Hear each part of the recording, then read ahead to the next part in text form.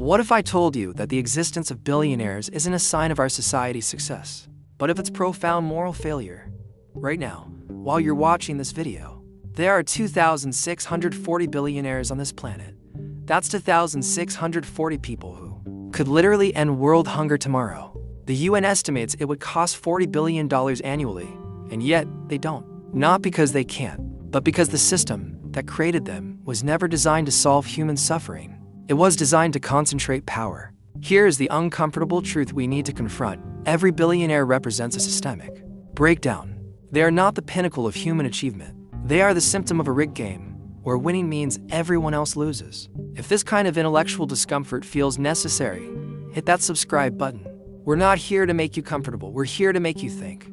And thinking, real thinking, requires us to question the myths we've been told to worship. Because today, we're going to explore one of the most dangerous questions of our time. Is it even ethical to allow such extreme accumulation of wealth? And more importantly, what does our tolerance for billionaires say about who we've become as a species? Let me paint you a picture that should make your blood boil. Jeff Bezos made $8.4 billion in a single day during the pandemic. That's $97,000 per second. Meanwhile, his own warehouse workers were rationing insulin and choosing between rent and groceries. Bezos could give every single Amazon employee, all 1.5 million of them, a $100,000 bonus and still be worth over $100 billion. But he doesn't. Why? Because the system rewards hoarding, not sharing. Elon Musk's net worth increased by $121 billion in 2021 alone. That's more than the GDP of 185 countries. While he was tweeting about free speech and Mars colonies, teachers in America were buying classroom supplies with their own money, and parents were rationing baby formula. Musk could fund the entire NASA budget for 3 years with his 2021 gains alone. Here's what really breaks my brain. Bernard Arnault, the luxury goods mogul, is worth $211 billion.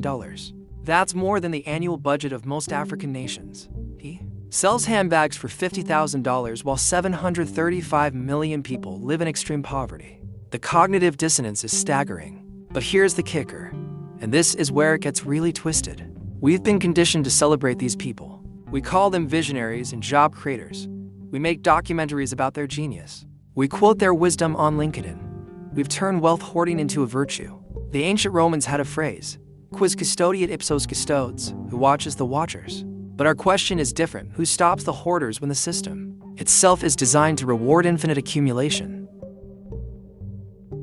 To understand why this matters, we need to meet John Rawls, the most important political philosopher you've probably never heard of. In 1971, Rawls published a theory of justice, which fundamentally changed how we think about fairness. He proposed a thought experiment called the veil of ignorance. Imagine you're about to be born, but you don't know if you'll be born rich or poor, male or female, healthy or disabled, brilliant or average. You don't know your race, your family, your country, or your circumstances from behind this veil. What kind of society would you design? Rawls argued that any rational person would choose a system where inequalities only exist if they benefit the least advantaged members of society.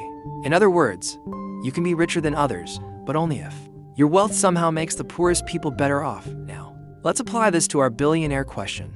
If you didn't know whether you'd be born as Jeff Bezos or as one of his warehouse workers, would you design a system where one person could accumulate $180 billion, while the other struggles to afford healthcare? French economist Thomas Piketty took this further in Capital in the 21st century. He showed that when returns on capital exceed economic growth, which has been true for most of human history, wealth concentrates at the top automatically. It's not about merit or hard work, it's about math. The rich get richer not because they're better people, but because money makes money faster than work makes money. This is the uncomfortable truth. Billionaires aren't proof that the system works. They're proof that the system is working exactly as designed, to funnel resources upward while everyone else fights for scraps. But here's what fascinates me most. Why do we defend a system that exploits us? The answer lies in the architecture of our brains. We have what psychologists call the just world hypothesis, a cognitive bias that makes us believe the world is fundamentally fair. We need to believe that people get what they deserve and deserve what they get. It's psychologically easier to believe that billionaires earn their wealth through superior intelligence and work ethic than to accept that The system is rigged. Then there's the system justification theory. We don't just defend the status quo, we actively protect it, even when it hurts us. Why? Because challenging the system threatens our sense of control and predictability. It's easier to blame ourselves for not being rich than to admit that. The game is rigged. Neuroscientist Dr. Mauricio Delgado's research shows that our brains release dopamine when we imagine future wealth. We get a literal chemical high from thinking, maybe someday I'll be rich. This is why lottery tickets sell so well in poor neighborhoods. It's not about the money, it's about the dream. And billionaires represent the ultimate dream. Social media has weaponized this psychology. We follow billionaires on Twitter, watch their TED Talks, read their biographies. We've turned wealth accumulation into entertainment. Elon Musk has 150 million followers who hang on his every word. We've gamified inequality. But here's the cruelest irony.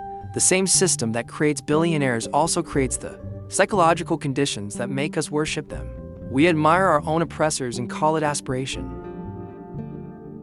This isn't the first time in history that extreme inequality has torn societies apart. Let's look at some patterns. Ancient Rome started as a republic with relatively equal citizens. But as the empire grew, wealth concentrated among the patrician class. By the 1st century BCE, a few families controlled most of the land while millions lived in poverty. The result? Constant civil wars, political instability, and eventually, the collapse of the republic. The Romans had a saying, bread and circuses, keep the masses fed and entertained, and they won't revolt. Sound familiar? The Gilded Age in America 1870s-1900s saw the rise of what we called robber barons, industrialists who accumulated unprecedented wealth. John D. Rockefeller controlled 90% of oil refining in America. J.P. Morgan literally owned the American financial system. These men were richer, relative to the average American, than today's billionaires. But here's what's fascinating. They understood that extreme inequality was dangerous. So they invented modern philanthropy. Carnegie built libraries. Rockefeller funded universities. They gave away fortunes to buy social legitimacy. It was brilliant public relations. And it worked so well that we still name buildings after them. The inequality of the Gilded Age led to the Progressive Era, trust busting, and the New Deal. Society fought back, but today's billionaires are smarter. They don't just build libraries, they reshape entire sectors of society. Bill Gates influences global health policy. Mark Zuckerberg shapes how 3 billion people communicate. Elon Musk is literally trying to colonize Mars. They've learned that it's not enough to have money. You need to control the narrative about money. If this is making you question things you've never thought to question, hit that like button and share this with someone who isn't afraid to think differently. Because what we're about to explore gets even more disturbing. Today's billionaires have perfected the art of moral camouflage. They've invented philanthrocapitalism, the idea that private wealth can solve public problems better than democratic institutions. It sounds noble. It's actually terrifying. Take Bill Gates. He's donated over $50 billion to charity. Impressive, right? But here's what they don't tell you. He's still worth $130 billion. His wealth has grown faster than his giving. More importantly, his foundation influences global health policy, education standards, and agricultural practices in ways that benefit his other investments. He's not just giving away money. He's buying policy influence that no elected official could ever have. Mark Zuckerberg pledged to give away 99% of his wealth. But the Chan Zuckerberg Initiative isn't a charity. It's an LLC. He maintains control over how the money is spent, gets tax benefits, and can even make political donations. He's not giving away his wealth.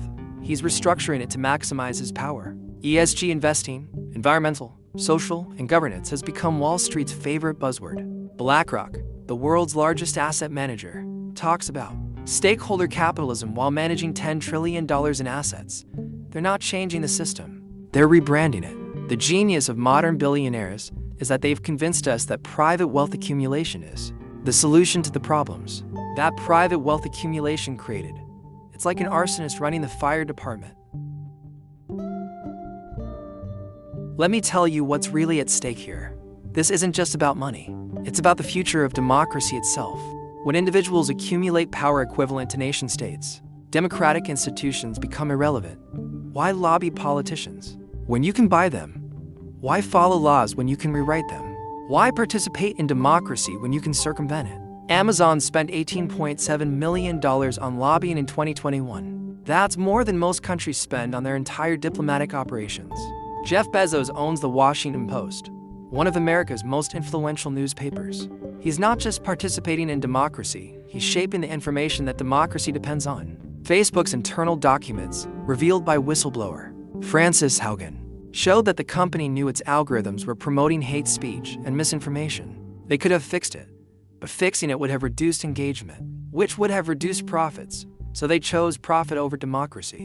One man's wealth accumulation literally undermined the information ecosystem that democracy requires. Here's what keeps me up at night. We're creating a feudal system with digital characteristics. In medieval times, lords owned the land. Today, tech billionaires own the digital spaces where we live, work, and think. They don't just have wealth. They have power over the basic infrastructure of human communication and commerce. Climate change makes this even more urgent. We need massive collective action to prevent civilizational collapse, but billionaires profit from the status quo. ExxonMobil knew about climate change in the 1970s but spent billions on denial campaigns. Today, fossil fuel billionaires fund climate denial while positioning themselves as environmental leaders. So what can we do?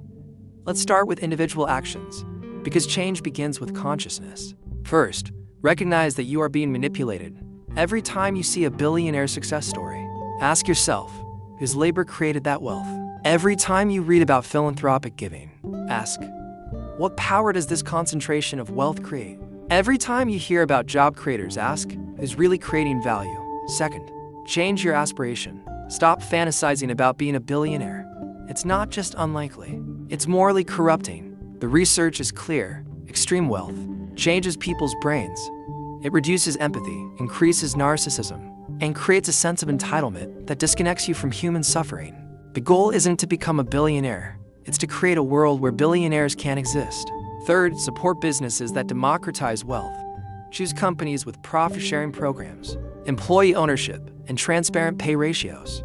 Your purchasing decisions are votes for the kind of economy you want. Fourth, divest from billionaire-owned platforms when possible. Use Signal instead of WhatsApp. Shop at local businesses instead of Amazon. Support independent journalism instead of billionaire-owned media. These small acts of resistance add up. Fifth, educate yourself about wealth inequality. Read Piketty's Capital. Study modern monetary theory. Understand how money actually works. The system depends on your ignorance. Finally, vote, not just in presidential elections, but in every election. Local politicians often have more direct impact on your life than federal ones, and they're more accessible to ordinary citizens than billionaire-influenced federal representatives. But individual action isn't enough. We need systemic change, and that requires political will. First, progressive taxation. The marginal tax rate on top earners in America was 91% in the 1950s, the era of greatest economic growth in American history. Today, it's 37%. Meanwhile, billionaires like Warren Buffett pay lower effective tax rates than their secretaries. We need wealth taxes, inheritance taxes, and financial transaction taxes that make extreme accumulation impossible. Second, antitrust enforcement. Break up monopolies. No company should control more than 20% of any market. No individual should own more than 10% of any publicly traded company. The goal is to prevent the concentration of economic power that enables the concentration of political power. Third, public banking. Wall Street banks are privately owned but publicly subsidized. They privatize profits and socialize losses. We need public banks that serve communities, not shareholders. North Dakota has had a public bank since 1919, and it's been incredibly successful. Fourth, universal basic income. When people aren't desperate, they can't be exploited. UBI provides the economic security that enables people to take risks, be creative, and say no to exploitative employers. It's not about giving people free money, it's about giving them freedom. Fifth, campaign finance reform. Democracy can't function when elections are bought. We need public financing of campaigns, limits on political spending, and transparency in political donations. The goal is to make political influence dependent on votes, not dollars. Sixth, worker ownership. Germany requires large companies to give workers seats on corporate boards. We need laws that gradually transfer ownership from shareholders to workers. The people who create value should own the companies they work for. Let me leave you with a question that haunts me. What if freedom isn't the ability to become a billionaire, but the guarantee that no one needs to be one? We've been told that inequality is natural, that it's the price of innovation, that it's the engine of progress. But what if that's all propaganda? What if extreme inequality is actually the enemy of human flourishing? Think about it. In a world without billionaires, we'd still have smartphones and electric cars and space travel. We'd still have innovation and entrepreneurship and progress. But we'd also have something we've lost: the possibility of genuine democracy, real community, and shared prosperity. The real question isn't whether we should allow billionaires. The real question is, what does it say about us that we do? What does it say about our values, our priorities, our vision for human civilization?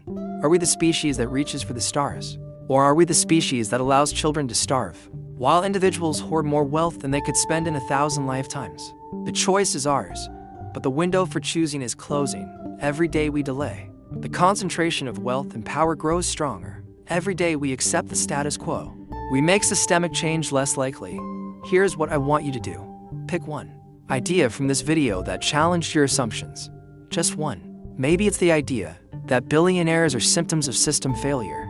Maybe it's the concept that extreme inequality undermines democracy. Maybe it's the possibility that individual wealth accumulation is actually immoral. Take that idea and sit with it. Question it, research it, discuss it. Don't just accept it because I said it, but don't reject it just because it's uncomfortable. What assumption are you willing to question? This week, what belief are you ready to challenge? Leave it in the comments below. And if this video made you think differently about wealth, power, and justice, share it with someone who isn't afraid to confront difficult truths. This is how we resist the normalization of inequality. Together, thinking, questioning, and refusing to accept that the current system is the only possible system. The future depends on our willingness to imagine something better, and that imagination starts with you.